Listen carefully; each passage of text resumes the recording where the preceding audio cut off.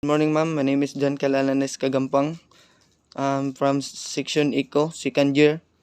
Um, Topic number 2, Theory and Philosophy of Police Service, PNP Mandate, Republic Act 6975, entitled An Act Establishing the Philippine National Police under the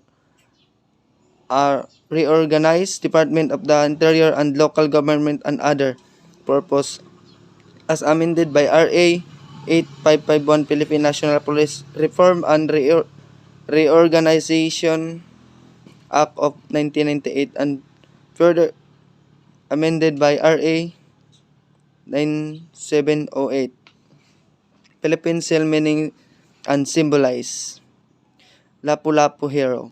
The great Filipino hero of Mactan, as the prototype of the best and most noble in Filipino manhood, in the symbol and embodiment of all the genuine attributes of leadership, courage, naturalism, self-reliance, and a people-based and people-powered community defense. Lapu-Lapu also personifies for us today as a civilian constitutional authority. Laurel, green with 14 leaves, symbolize the 14 regional commands. It also a symbol of honor, dignity, and the privilege of being a member of a noble organization where the call to public service is far excellence, a commitment to public trust. Shield. This is a symbol of the Philippine Constabulary, the first national police by virtue of Organic Act number 175. Medal of Valor.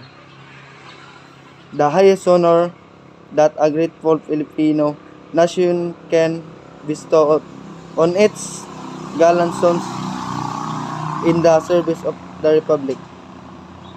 3-star that symbolize Luzon, Visayas, and Mindanao, and as 1,000 and the 1,700 islands and the territorial integrity wherein the national police must enforce the law and maintain peace and order. With professionalism, seal a dedication in keeping with the highest ideals and tradition of service to our country and people. Sun. It symbolizes the flowering, maturing, and ultimate realization of the glorious evolution of the PCINP into the National Police Organization, national in scope and civilian in character, as inserted in the 1986 Constitution. The traditional light rays represent the fightingest province whose the ideals of courage and patriotism. The members of the National Police.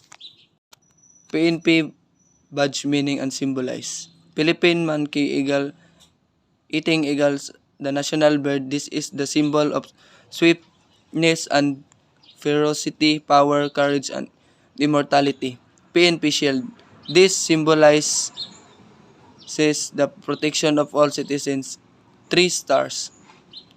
These stand up for Luzon, Visayas, and Mindanao. 8 suns rays. This represent the 8 provinces whose ideals of courage, gallantry, patriotism led to their revolt against the Spain. Lapu-Lapu. This symbolize the bravery of the Philippine National Police.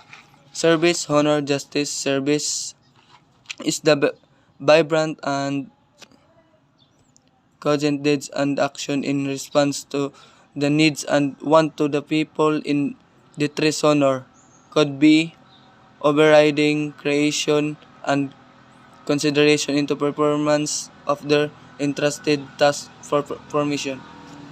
Justice depends to everyone whatever is due to him without favoritism or discriminating for of any sort. Laurel leaves. This symbolize the competency, brilliance, and honor in field of endeavor expected from each and every member of the PNP, Philippine National Police. This stand for identify to solidarity. Philosophy of the PNP service. 1. Service. 2. Honor. 3. Justice. PNP core values. Maka-Diyos, pro God. Makabayan, pro country. Makatao, pro people. Makakalikasan, pro environment. PNP vision. Imploring the aid of the Almighty by 2030 shall be a highly capable, effective, and reliable police service working in part with the responsive community towards attainment of a safer place to live, work, and to do business. PNP mission. The PNP shall enforce the law, prevent and control crimes, maintain peace and order, and ensure public safety and internal security with the active support of community. Organizational structure of the PNP. The PNP is the line and staff organization because its structure is the combination of the line of and staff functional organization. In this type of organization, the officers below have to wait a command or order from the top. In this process, decision is hard to accomplish. On the other hand, in the staff or functional organization, the responsibilities are divided among the officer who are accountable to the commander above. The officer below can make his decision without waiting for command of the commander above. Attachment of the title police. The attachment of that title police before the rank of PNP officer not only adds prestige and authority of the officer corps, by importantly, it avoids confusion in distinguishing police officer from other civilians holding similar titles. The Polcom Memo Circular number 92-2. PNP supports units, administrative and operational units with each unit headed by a director with the rank of chief superintendent. Fundamental purpose of the police service: major crimes, homicide, murder, rape, robbery, arson, kidnapping, and heinous crime. Offense against public morals. Vices, gambling, prohibited, drug, those related to maintenance of the peace and order, illegal possession of weapons, vagrancy, trespassing, assault. Police activities. In response to the antisocial or criminal behaviors, police works includes the following: PPSC, PSBRC. Prevention of criminality, addressing of the root causes of the criminal tendencies in the community. Repression of crime includes adequate patrolling plus continuous efforts toward eliminating or reducing the opportunities for criminal activities. Apprehending of offenders includes the taking of the custody of the offenders together with punishment. This discourage would be criminal. It also retains the offenders from committing other offense. Recovery of property stolen and others. This causes reduce of cost of the crime, which also prevent others from benefiting against of crime. Regulation of non-criminal conduct, also the apprehension and punishment of the offender to secure evidence. Education of the public falls under the police activity, and reporting concerning sanitation public and public safety matters also be considered. Performance of related miscellaneous service, assistance to emergencies such as search and rescue operation, and assistance during accidents and calamities. Fundamental theories of police service. Home role theory. Police are considered servant of the community. Effectiveness of the policemen in their function depends on express wishes of the people. Policemen are civil employees whose primary duty is the preservation of public peace and security. This is applied in countries that have decentralized government structure. This is commonly practiced in countries having this centralized government structures such as England, United States, and other democratic countries like the Philippines. 2. Continental theory. Police and considered are servants of the higher authority. Ordinary people have little or no share in all of the police duties, nor have any direct connection with the people function. This theory is applied in countries that have centralized government like France, Italy, and Spain. C. Concept of police service. 1. Old concept, traditional. Police service is looked upon merely representative. Missionary, this philosophy was supported by throwing more offenders and violators in the jail rather than keeping them out of the jail. This concept emphasized punishment as the sole instrument of crime control. The yardstick or measurement of police efficiency was more number of arrests. Modern concept. Police is considered as an organ of crime prevention. The police have broadened activities including certain aspects of social service, and its object is the welfare of the individual as well as the society. The yardstick or measurement of police efficiency is the absence of crime. Nature of a policeman. A policeman must have a mind of lawyer, the soul, clear, genuine, the heart of social worker, discipline of an army sergeant, and the integrity of the saint. He believes in the community of law while saying little but lawlessness, believes in the goodness of man while saying man must often the worst. He worked in a community of men who resent his presence but depend on his faithfulness. Now this jurisdiction like sociologists and the must understand the people like psychologists.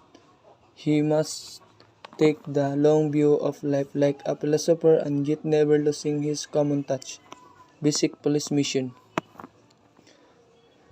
The basic police mission has not changed since the ancient time up to the present days.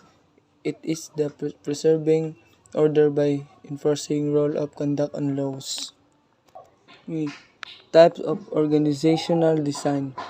For basic structural types, a design may be found within organizations such as police. They are line out, staff, functional, and matrix. These types are exist simply combination. The pin line and staff organization is not is it is so because its instructor is the combination of line individual are departmental organization and the functional organization. Line structure. The line structure is the oldest, simple, and clearest of organizational design. The term line organization originated with the military and was used to refer to house units which were to be used to engage the enemy in combat. Line also refers to those elements of the police organization which perform the work which the agency was created to handle. Thus, the primary line elements of the police department are uniform patrol, investigation, and traffic. The pure line police organization does not have any supporting elements which as internal or part of it such as personal media relation training as fiscal management. Line and staff fiction.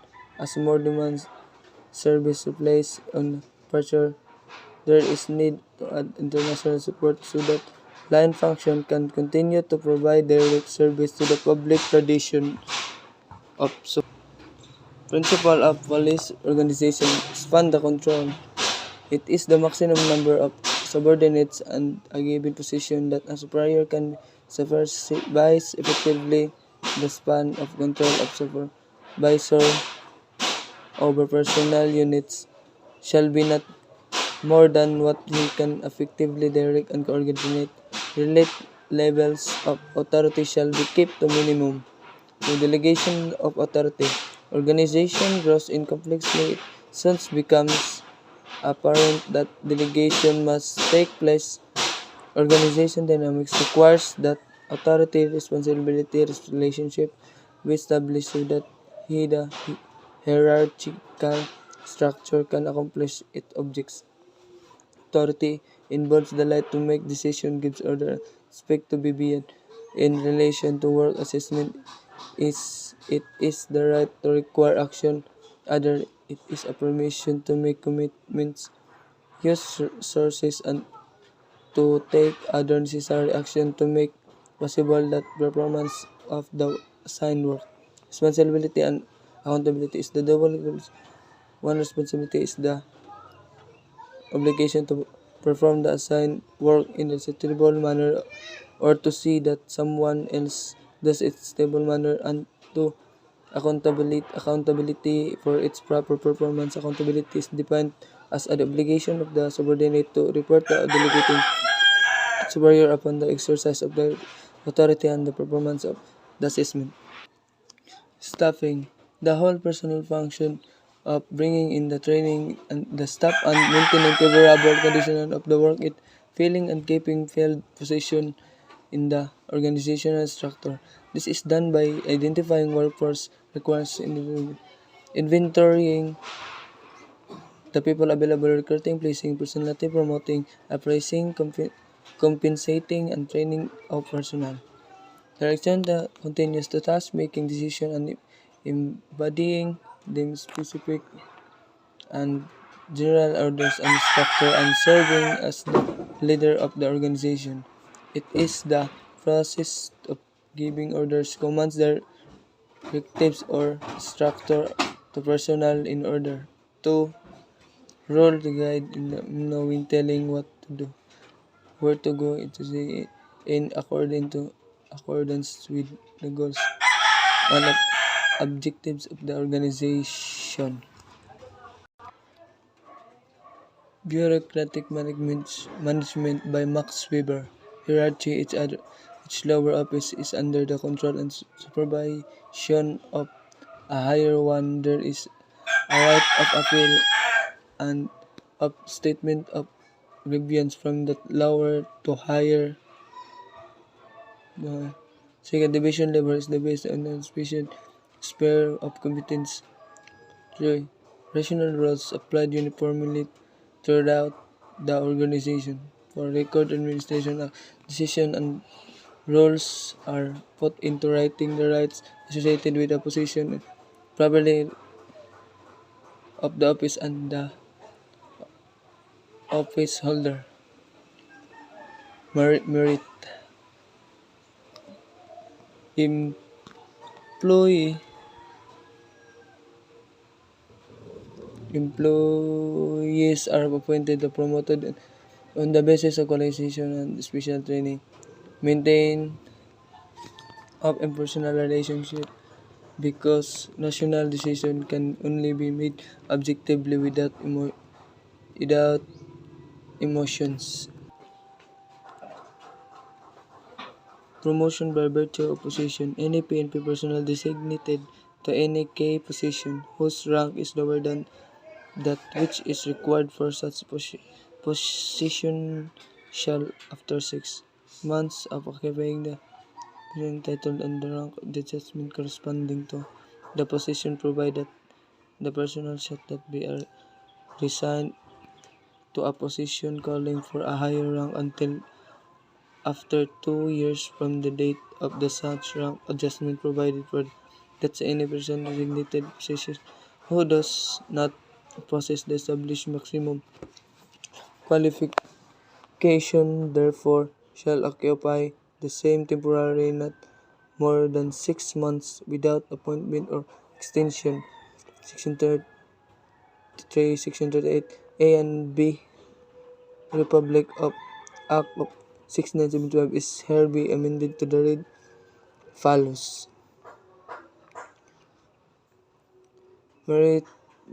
Meritorious promotion. B.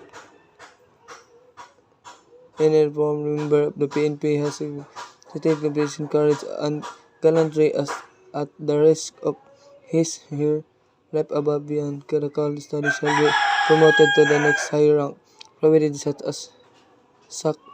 acts shall be validated by the Commission based on established criteria. Review and concept. Commanding officer. An officer who is in command of the department, a bureau, and vision, an area, or a district. Commission officer in the police. It is also called Police Commission Officer (PCO), referring to the police officer having the rank of police inspector and higher. Non-commissioned officer in the police, referring police personnel having the rank between police officer 1, PO1 to senior police officer 4, SPO 4. Rank officer the officer who has the most senior rank, highest rank in a team or a group. Police officer, officer, superior officer. One having supervisory responsibilities, either temporarily or permanently over officer of the lower rank. Subordinates any officer belonging to a lower or inferior rank. 7. Sworn officer. All personnel of the police department who have oath and who possess the power to arrest. Reference. Manwong Romel Dizelo Darlito, 2006. Law Enforcement Administration A textbook in criminology. R.K. Manwong publication. Anderson Ledan Volt Sandra, 2011. Professionalism skill for workplace success.